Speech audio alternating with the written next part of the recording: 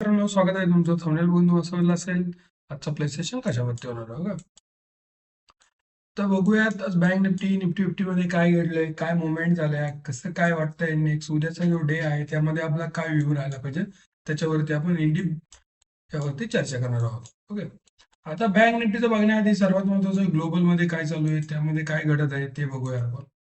Global म्हटलं की सर्वात इम्पॉर्टंट युएस मार्केट. युएस मार्केटमध्ये काय चालू आहे, युएस मार्केटमध्ये बघू शकता तुम्ही आता कुठेतरी आपल्याला रिट्रेसमेंट बघायला भेटू राहिली. जर बघितलं डाव जोन्स मध्ये जर बघितलं, तुम्हाला मी कालच बोललो होतो, तर मला इथे काय दिसत नाहीये, मला इथे एक स्ट्रेंथ दिसत नाही बाहेरची. आणि तसं म्हटलो आणि त्यानंतर आजची तुम्ही मुवमेंट बघा, व्यवस्थित तिथनेच मार्केटमध्ये एक रिट्रेसमेंट स्ट्रॉंग स्टार्ट झाली. आता जर स्ट्रॉंग सपोर्ट जर डाव जोन्सला पाहिजे नसेल तर तो आहे जवळजवळ 50,800चा. त्यानंतर जर बघितलं नॅसडॅकचं जे बोललो त्याच प्रकारे नॅसडॅकने सुद्धा वर्क केलंय. जस्ट मिनिट, थोडं डाटाचा इश्यू बघू शकता. व्यवस्थित सांगितलं होतं, इथे मला वाटत होतं की इथे स्ट्रेंथ नाहीये मार्केटमध्ये कुठेच. त्यानंतर बघा व्यवस्थित तिथेच मोमेंट डाऊन साईडला स्टार्ट झाले. असं का बोललो, कारण तिथे कुठं स्ट्रेंथ बाहेरची दिसत नव्हती आणि तिथे लिक्विडिटी स्वीप एरिया होता. तशा ऑर्डर फिल झाल्या सेलिंगच्या, त्यानंतर एक स्ट्रॉंग सेलिंग आपल्याला बघायला भेटली. त्यानंतर जर बघितलं एस एन पी मध्ये सुद्धा तेच आहे. जवळजवळ एस-एन-पी मध्ये सुद्धा आपल्याला एक स्ट्रॉंग सेलिंग कुठेतरी बघायला भेटली. राईट, आता जर एस-एन-पी मध्ये जर बघितलं एकदम स्ट्रॉंग सपोर्ट जर एस-एन-पी ला जर हवा असेल, तो डायरेक्ट 7,200चा एकदम स्ट्रॉंग सपोर्ट आहे. ओके, इथे थोडा लिक्विडिटी स्वीप एरिया आहे, इथे ऑर्डर ब्लॉक आहे. ज्यावेळेस रॅली आल्यानंतर इथे एक बेस आहे. इथे मार्केट कुठेतरी कन्सोलिडेट केल्यानंतर परत एकदा जर डिस्ट्रीब्यूट मार्केटला हवं असेल तर इथनंच एक स्ट्रॉंग डिस्ट्रीब्युशन आपल्याला बघायला भेटेल. त्यानंतर जर बघितलं एशियन मार्केटमध्ये निकाय तर भाई काय चालू आहे निकायमध्ये, खतरनाक. निकाय 1300 पॉईंटचे मुवमेंट देऊ राहिले. तर बघितलं वन डेच्या टाइम फ्रेम मध्ये तर व्यवस्थित बघितलं निकायमध्ये खतरनाक मुवमेंट चालू. जो आफ्टर निकायने पकडलाय जपानने, तर खतरनाक. ओके, बघितलं असेल तर जवळजवळ जपानमध्ये काल मागच्या मागच्या आठवड्यापासून जवळजवळ 15%चा रिटर्न जपान मार्केटने दिलाय. ओके, त्यानंतर जर बघितलं आपण हँगसेन मध्ये डाऊनफॉल आहे. राईट, कॉम्पोजिट मध्ये पण कुठेतरी डाऊनफॉल आहे. जर जर युकेचं मार्केट बघितलं तर युकेचं मार्केटमध्ये सुद्धा एक स्ट्रॉंग कन्सोलिडेशन चालू आहे. तुम्हाला कालच बोललोय मी. जर बघितलं तर तिथे एक स्ट्रॉंग ट्रायंगल बनलाय. त्या ट्रायंगलला ब्रेक केल्याशिवाय राईट मार्केट अप जाणार नाही. इथे मार्केट कन्सोलिडेट करणार, फुल प्रेशर मार्केटने तयार केलं. पण ते प्रेशर मार्केट एक डाऊन साईडला ब्रेक करायला पाहिजे. डाऊन साईडला यायचं असेल तर मार्केटला 10,169ची लेवल ब्रेक करावं लागेल, त्यानंतर डाऊन साईडला. पण जो व्ह्यू आहे लॉंग टर्म मध्ये तो कुठेतरी छोटासा सेलिंग आहे, त्यानंतर एक स्ट्रॉंग सपोर्ट घेऊन मार्केट अप जाईल. आता जर बघितलं सर्वात इम्पॉर्टंट आहे बँक निफ्टी. आज मी काय बोललो होतो तुम्हाला, की जी तुम्हाला सकाळी मी जो व्हिडिओ टाकला होता शॉर्टचा, तो शॉर्ट मध्ये मी इन डिटेल मध्ये सांगितलं होतं की मार्केटमध्ये गिफ्ट निफ्टी खूप जास्त नंतर 5 वाजले, सकाळचे 5 वाजल्यानंतरची gap up movement Nifty GIFT Nifty मध्ये आली. त्यानंतर बघा तुम्ही शेवटच्या एंडिंगला मार्केटमध्ये एकदम स्ट्रॉंग मुवमेंट आली. जर तुम्ही सेन्सेक्सचं बघितलं तर सेन्सेक्स मध्ये अशा मुवमेंट आल्या तर लास्टला जे सेन्सेक्सचे जे प्रीमियम होते, ते प्रीमियमने जवळजवळ जवळजवळ भयानक रिटर्न दिलाय. तर तो त्याचे ऑप्शन बघितले आपण सेन्सेक्सच्या ऑप्शनचे. जस्ट अ मिनिट,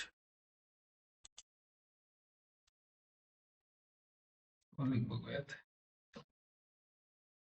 हे बघा,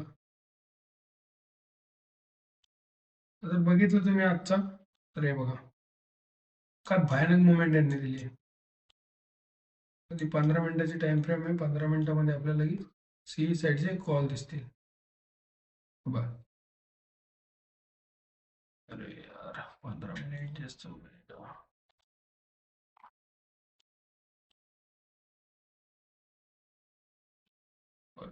पहिला प्रेमी मला 13 रुपयाला, 13 पासून मारला त्यांनी 32चा आहे.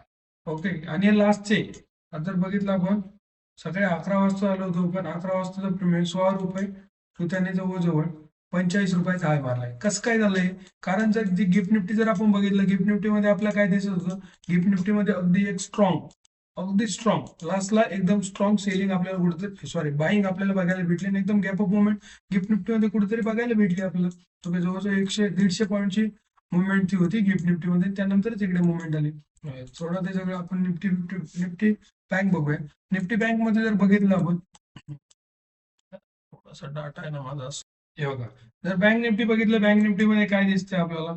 ओके, बँक निफ्टीमध्ये मार्केट कन्सोलिडेट करताय. जर आपण जर 1 आवरची टाइम फ्रेम बघितली, 1 आवरमध्ये इन डिटेलमध्ये दिसतंय मार्केट कन्सोलिडेट करत आहे. बघा तुम्ही, जवळजवळ मार्केट ह्याच एरियामध्ये घेत आहे. आता बँक निफ्टीसाठी ही मुवमेंट खूप छोटी आहे, राईट. यामध्ये डीके चालू आहे, पूर्णतः डीके चालू आहे. आता मार्केटला जर स्ट्रॉंग अप जायचं असेल ना, मार्केट कन्सोलिडेट नाही करणार. ओके, मार्केट कन्सोलिडेट करणे, ड्रॉप दिल्यानंतर हा सपोर्ट आहे. आता जर बघितलं 56,500 रुपयाचा एक सपोर्ट आहे. त्यानंतर अगदी स्ट्रॉंग बघितला 56,300 रुपयाचा, हा झोनच आहे जवळजवळ. ह्या झोनवरती एक सपोर्ट आहे. ओके, तर इथे एक टप्पा करून मार्केट परत एकदा अप साईडला भरारी घेऊ शकतो. बट जर एकदम स्ट्रॉंग सपोर्ट हवा असेल तर 55,000चा एकदम स्ट्रॉंग सपोर्ट आपल्याला कुठेतरी बघायला भेटतं निफ्टी बँकमध्ये. पण त्याला एक ड्रॉप द्यावा लागेल, कारण जर एकदम ॲव्हरेजिंग मार्केटची झालेली नाही, मार्केट एकदम स्ट्रॉंग गॅप अप आलं, गॅप अप नंतर मार्केट तिथेच खेळत आहे. तर मार्केटमध्ये काय झालेलं नाही, ॲव्हरेजिंग झाली नाही. ॲव्हरेजिंग झाल्यामुळे काय होत असतं, जर मार्केटमध्ये जर अशी काही ॲव्हरेजिंग नाही झाली तर मार्केट एक डाऊन साईड देत असतं. डाऊन साईड नंतर परत एकदा एक मुवमेंट आपल्याला कुठेतरी मार्केटमध्ये परत एकदा बघायला भेटत असते. पण ही डाऊन साईड येणं खूप गरजेचं आहे. ओके, डाऊन साईड आल्याशिवाय मार्केट एकदम स्ट्रॉंग मुवमेंट आपल्याला कधीही येताना दिसणार नाही. Okay. आता ही डाऊन साईड कशी येईल? ही डाऊन साईड जर आली तर डाऊन साईड आल्यानंतर इथे एक सपोर्ट आहे, हा सपोर्टवरती मार्केट टॅप होईल. त्यानंतर मार्केट एकदम स्ट्रॉंग अप साईडला, आणि त्यासाठी सर्वात महत्वाचं जर याचा रेजिस्टन्स बघितलं, अगदी ठीकठाक इथेच रेजिस्टन्स आहे. कारण इथे ह्या ऑर्डर ब्लॉक आहेत, ह्या ऑर्डर ब्लॉक फिल होतील सिलिंगच्या. त्यानंतर एक डाऊन स्ट्रॉंग, अगदी स्ट्रॉंग हे सगळे एरिया जे आहेत. पहिला एरिया जर म्हटलं तर 56,500चा, दुसरा एरिया जर म्हटलं तर 55,000चा. इथं ऑर्डर गुंतलेल्या आहेत. जोपर्यंत ऑर्डर फिल होणार नाही तोपर्यंत कुठेच आपल्याला निफ्टी बँकमध्ये एक स्ट्रॉंग अपसाईड मुवमेंट बघायला भेटणार नाही. ओके, आणि जर आपण यांचं बघितलं, एफआयचा जो पूर्ण मूड आहे तो पूर्ण सेलिंगचा आहे फ्युचरमध्ये. ओके, त्यामुळे आपल्याला कुठेतरी विचार करावा लागेल मार्केटमध्ये. मार्केटला एक स्ट्रॉंग ॲव्हरेजिंग करावं लागेल. ॲव्हरेजिंग केल्यानंतर त्याच एक अप साईडला मुवमेंट बघायला भेटेल. आणि उद्याचा जो रिझल्ट आहे 19 युद्ध जे आहे 19 तारखेला, त्यावरती ते काय साईन करतं काय नाही, त्यावरती खूप जास्त महत्वाची डिबेट आहे. ओके, ते पण बघूयात. उद्या फायनल रिझल्ट येईल त्यांचा. पण त्यासाठी जर उद्या जर गॅप ऑफ मुवमेंट ओपन झाली तर परत एक स्ट्रॉंग सेलिंग आपल्याला कुठेतरी बघायला भेटेल. स्ट्रॉंग सेलिंग नंतर परत एक मार्केटमध्ये मोमेंटम आपल्याला बघायला भेटेल सी साईडला. हे झालं निफ्टी बँकचं. जर आपण निफ्टी फिफ्टीचं बघितलं, निफ्टी फिफ्टीमध्ये पण तेच चालू आहे. निफ्टी फिफ्टीचं आता आयटी सेक्टर कुठेतरी सपोर्ट करायला लागेल. जर आयटी सेक्टर बघितलं आपण तर व्यवस्थित दिसतंय. जस्ट मिनिट, आयटी सेक्टरने एकदम स्ट्रॉंग मुवमेंट ठीकठाक धरली होती.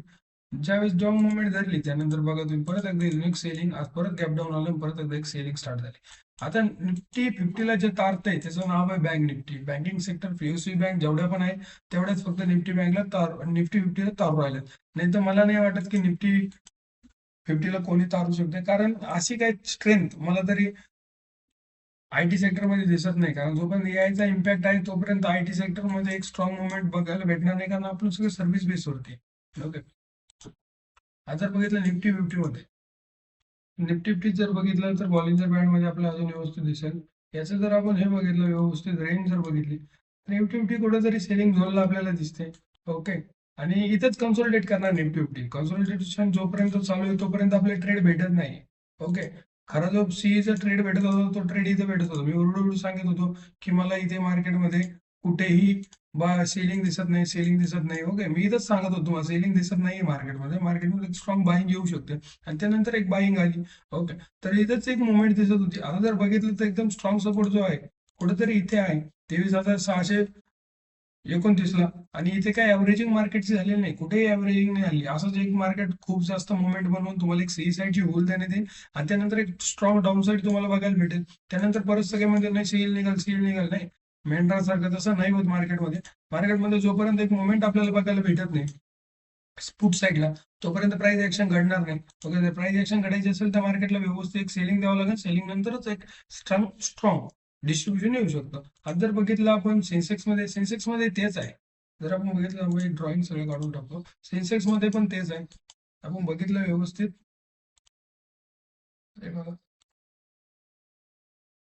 सेन्सेक्समध्ये ह्या मुवमेंट खूप छोटले आहे, अगदी छोटले मुवमेंट आहेत. ह्या मुवमेंट सेन्सेक्ससाठी काही नाही. हे आता मुवमेंट आहे मागच्या मागच्या 3 दिवसापासून ही मुवमेंट आहे, पण ही मुवमेंट काहीच नाही सेन्सेक्ससाठी, अगदी छोटले मुवमेंट आहे. इथं सगळं प्रीमियम डिके होत आहे, राईट. तुमची जे तुम्ही जो इथं पैसा बनवलाय हे पैसे घेण्याचं काम सेन्सेक्स करत आहे सध्या. ओके, सेन्सेक्स नाही, सगळेच जेवढं पण इंडेक्स आहे या सगळ्या पैसे परत एकदा तुमच्याकडून घेण्याचं काम हे इंडेक्स करत आहे. सो सो तोपर्यंत तुमची काहीतरी मार्केटमध्ये एक स्ट्रॉंग रिट्रेसमेंट भेटत नाही. स्ट्रॉंग रिट्रेसमेंट भेटल्याशिवाय आपल्याला एक स्ट्रॉंग ट्रेड भेटणार नाही. ओके, हे जर बघितलं आपण मिड कॅपमध्ये तेच आहे. ओके, असं काही विशेष नाहीये मार्केटमध्ये की तुम्हाला मी ते मागच्या व्हिडिओमध्ये इन डिटेलमध्ये सगळं सांगितलंय. फक्त व्ह्यू ठेवत जा की मार्केटमध्ये काय चालू आहे काय नाही. जर राईट, फक्त इन डिटेलमध्ये व्हिडिओ बघत जा. व्हिडिओ बघितला की तुम्हाला समजतं की काय चालू आहे, कसं चालू आहे, काय व्ह्यू पाहिजे मार्केटसाठी आपला. तो व्ह्यू फार महत्वाचा आहे. ओके, आता जर बघितलं आपण FIDI काय सांगतं तेही बघूया. आता जर हा कॅश फ्लो बघितला FIDIचा तर तुम्ही बघू शकता. आता का प्रिव्हियस डेचा डाटा आहे. तर तुम्ही बघितलं FI ने काय केलंय. जवळजवळ फ्युचर आहे ते जवळजवळ 750 करोडचं बाय केलंय आणि ऑप्शन जे आहे ते जवळजवळ 5,500 करोडचं सेल केलंय. ओके, आता हे आहे. आणि हेच जर बघितलं तुम्ही याचं मंथली डाटा, तर मंथली मध्ये काय दिसतंय बघा. फ्युचर जे आहे ते सेल केलंय आणि ऑप्शन पण सेल केलंय.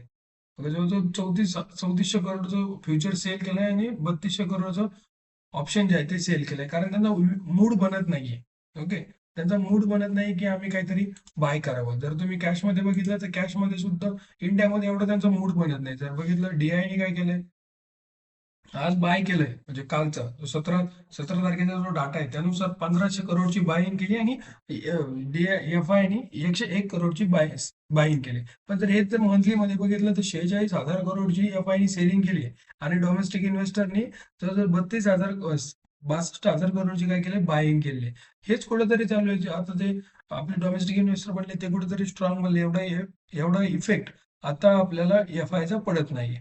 तर बघितलं तुम्ही इन डिटेलमध्ये तेच चालू आहे. बाकी काही नाही. कुठेतरी फ्युचरमध्ये सेलिंग चालू आहे आणि ऑप्शनमध्ये बाय चालू आहे. म्हणजे जे पण रिटेलर